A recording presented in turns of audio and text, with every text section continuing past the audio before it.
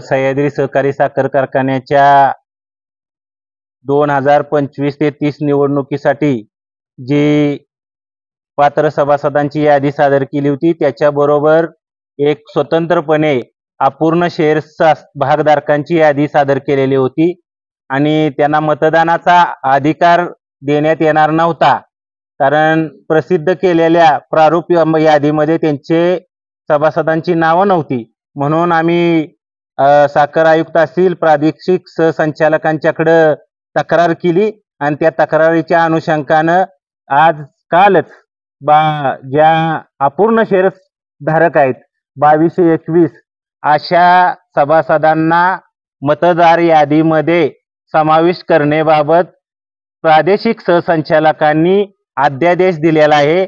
आणि खरं तर हा यशवंतराव चव्हाण साहेबांचा एक म्हणजे त्यांच्या भूमीमध्ये हे ऐतिहासिक आणि त्यांनी निर्माण केलेल्या ह्या संस्थेमध्ये आज तो अध्यादेश पारित झालेला आहे आणि सभासदांना मताचा अधिकार मिळालेला आहे.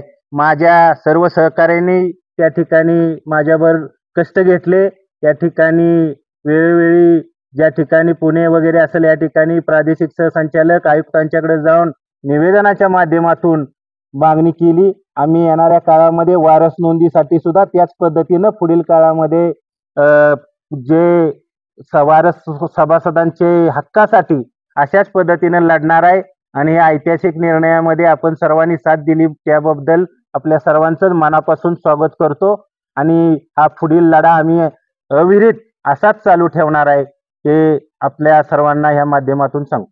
सभासदांसाठी तुम्ही या रिंगणात उतरलेला आहात, तुम्ही निवडणूक रिंगणात उतरणार का यापुढे? हे सभासदांनी ठरवायचं आहे. सभासदांच्या विचारातून जर ती भूमिका आली तर ती आम्ही पुढं त्या पद्धतीनं विचार करू, पण सभासद जे निर्णय देतील त्याच्यावर आम्ही पुढची वाटचाल करू. नाही, सत्ताधाऱ्यांकडून सध्या काही मेळाव्यामध्ये तुमच्यावरती टीका केली जाते की ही निवडणूक समोर आल्यामुळे अशा पद्धतीचं तुम्ही सभासदांना हुसकावण्यासाठी प्रयत्न करताय आणि तुम्ही काही निवडणुकीसाठी लढणार नाही, मात्र लोकांना बळी पाडताय. नाही, असं कुठलीही बाब नाही. असं कुठलंही खोटं कृत्य आम्ही केलेलं नाही आणि आम्ही पुराव्यानिशी त्यांनी कागदपत्र निकालाची कॉपी आपल्याला देतो. त्याच्यामध्ये सह्याद्री सहकारी साखर कारखान्या कशा चुक्या केलेल्या आहेत त्या पूर्णपणे स्पष्ट त्याच्यामध्ये केलेलं आहे. मग आम्ही जर फेक नेरेटिव्ह चुकीच्या बातम्या पसरवत असलो तर आमचं चुकीचं असतं तर आम्हाला निर्णयच दिला नसता ना.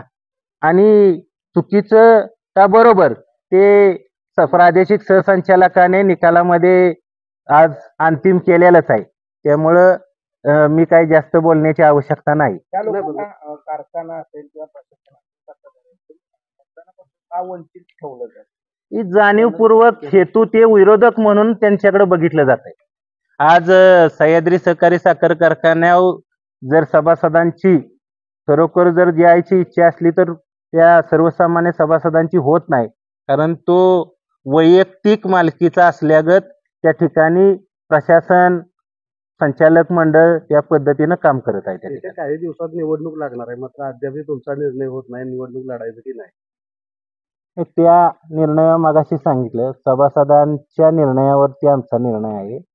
सभासद पुढे आलेले आहे. निवडणूक जरी आलेली असेल तर सभासदांच्या हक्कासाठी मी नेहमी आज टोल नाक्याचा असेल, टोल रस्ता खराब होता म्हणून आम्ही त्या ठिकाणी स्थानिक लोकांना त्रास होत होता म्हणून आज रेल्वेचं आंदोलन असेल, दूध आंदोलन असेल, उमरतचा उड्डाण पुलाचा असेल, जे प्रश्न माझ्याकडे आलं ती मी प्रामाणिकपणे त्या ठिकाणी प्रयत्न करून मांडण्याचा प्रयत्न केला आणि त्याला कुठलाही असा त्या ठिकाणी चुकीचा आणि दिशाभूल करणारं काम केलेलं नाही. हे जनतेला माहीत आहे, सामान्य लोकांना माहीत आहे.